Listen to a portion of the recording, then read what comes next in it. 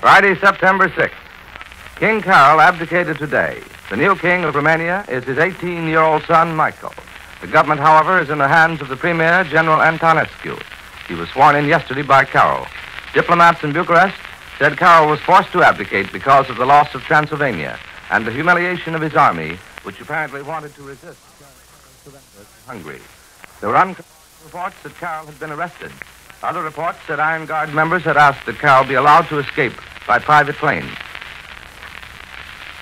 Now the news direct from London and Berlin. Afterwards, an analysis by Linton Wells from New York. First, Larry Litzer reporting from London. Go ahead, London. This is London. A tired London after the longest night alarm of the war. They're reading here about King Carol's resignation in favor of his 18-year-old son, Michael. It doesn't seem to make much difference to them, though, because from shortly after 9 o'clock last night until a little before 5 this morning, most London residents were underground on hard wooden benches. Overhead throughout the night, they heard the buzzing of German planes like so many angry mosquitoes. For the first time, the raiders were believed to have dropped the so-called Molotov breadbasket, containers holding hundreds of incendiary bombs which scatter in midair, throwing the firebombs over a wide area. The all clear sounded in London just as dawn began to brighten the east. But no sooner had the citizens of this world's largest city turned over for their first night's rest than the siren sounded again, only 25 minutes after the previous all clear.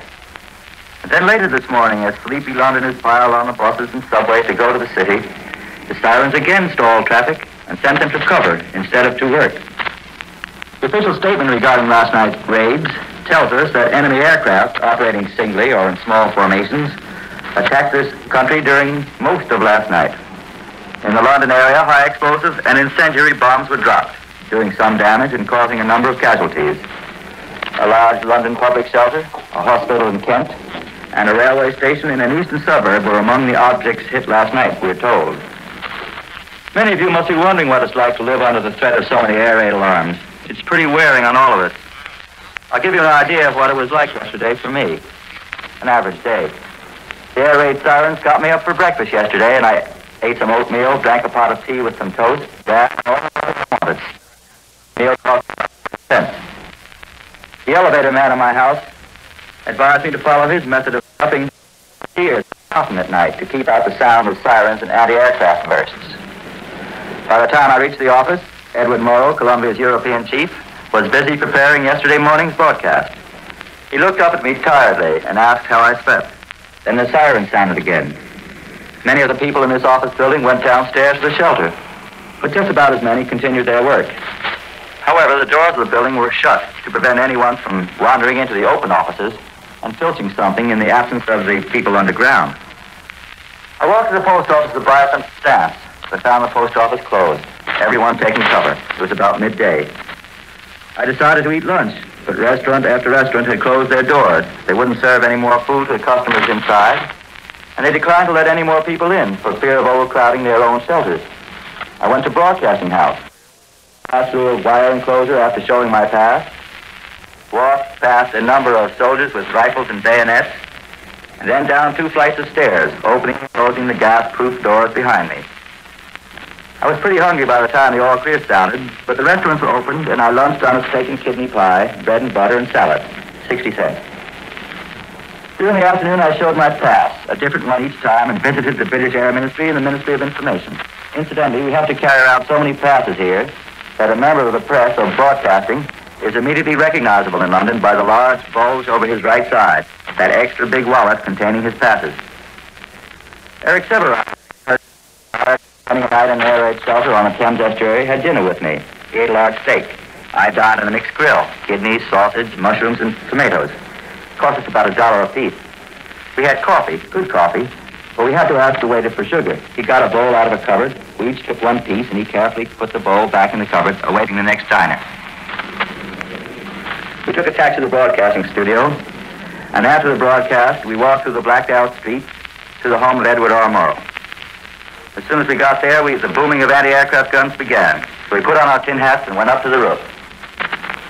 It was about 1 in the morning. All through the night, we slept fitfully. We return you now to CBS in New York. That was Larry Litzer reporting from London. Here's a dispatch from Rome. An Italian high command communique says that British airplanes raided Turin during the night.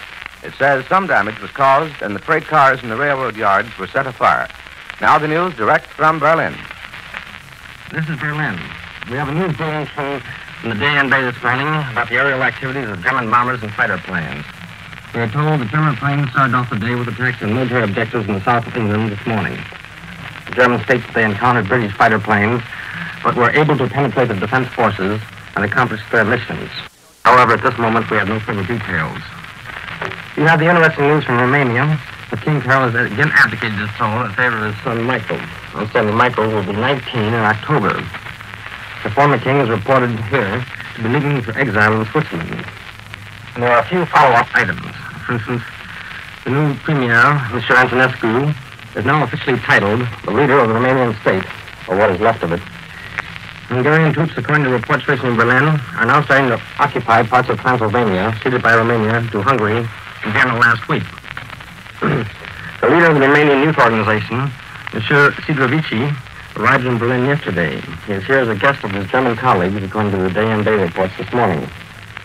And another item about the Balkans. There's a story here that some important conferences were held yesterday at Craiova between the Bulgarian and Romanian delegates. The last Romanian proposals were studied, and the Bulgarians have now forwarded them to their government. It is expected that the final agreement will be signed today.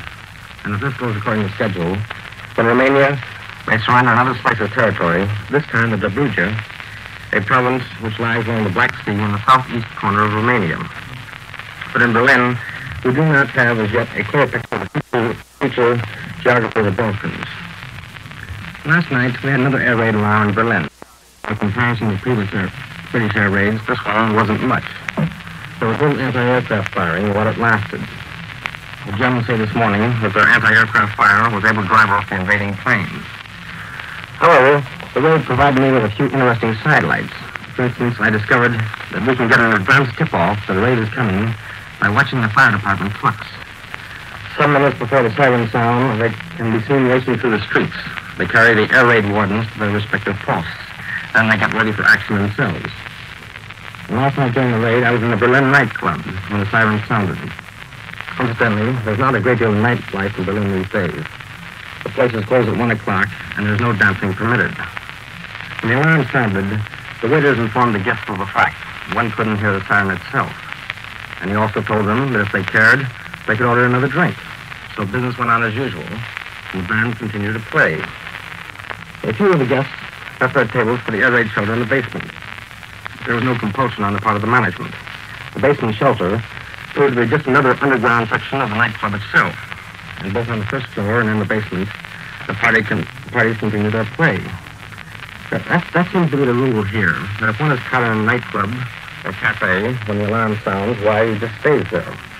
The places can continue to serve food or drinks for the period of the alarm. And then when it is over, there's a grand rush for taxis and buses. Everybody wants to get home as soon as possible. There are a few items of news from Holland. The German authorities have broken up the Freemasonry organizations in the Netherlands. All the lodges have been disbanded.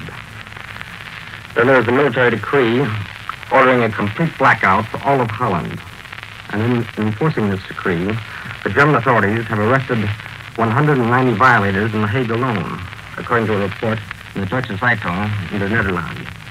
This is Edwin Hartridge, returning now to Columbia in New York. And here in New York is Linton Wells with more news and his analysis of recent developments. Mr. Wells. As Larry Lester and Edwin Hartridge, our London and Berlin correspondents, told us a few minutes ago, another king has been toppled from his throne. This time it is Carol, hereditary ruler of that turbulent Grostarchian country known as Romania. And the son, Prince Michael, whom he deposed 10 years ago, has been sworn in to succeed him. It was less than 5 hours ago. The last Hohenzollern on a European throne, Carol, playboy, dictator, and pawn, during one of the worst eras of Balkan intrigue, fell a victim to power politics and signed his abdication papers just 9 hours ago. As our correspondent Spencer Williams reported from Bucharest last night, after a day of serious rioting in the Romanian capital. Carol's farewell message to his people said he was making this sacrifice for the salvation of Romania, or what is left of it, which is precious little. Actually, Carol's abdication will probably result in Romania's disappearance from the map of Europe as a government entity and transform its remains into a Nazi vassal state with 18-year-old King Michael as a mere figurehead. Moreover, it can only be interpreted as a Nazi-inspired move to circumvent further penetration by Soviet Russia into Romania, following Hitler's and Mussolini's dictated restoration of Transylvania to Hungary. Incidentally, the Hungarians began to occupy Transylvania a few hours ago, with German troops hovering in the background to back them up in the event of further opposition by the angry Transylvanians. Hitler's instrument in forcing Carol off the throne was General Ion Antonescu, a tough pro-Nazi army man known as the Red Dog, whom Carol placed under technical arrest 2 months ago for opposing the forced cession of Bessarabia and northern Bukovina to Russia. General Antonescu was released last Saturday, and as unrest increased throughout Romania over the territorial surrender of Transylvania and another threatened Russian invasion, Carol surrendered his dictatorial powers to Antonescu yesterday. Still, the anti-Semitic pro-Nazi Iron Guard was not content. So after long hours of conferences yesterday and last night, Carol was forced to abdicate. There are rumors that the former king is under arrest, and contrarily that he is free and will be permitted to find exile in Switzerland. None of these is confirmed. It's probable he will be exiled if he isn't assassinated. However, Carol's red-haired Jewish mistress, Madame Lupescu, for whom he renounced the throne on January 1st, 1926, apparently has fled to safety. Young King Michael will, of course, become nothing more than a symbol of the Hohenzollern dynasty, with General Antonescu and the Iron Guard ruling under Berlin's direction.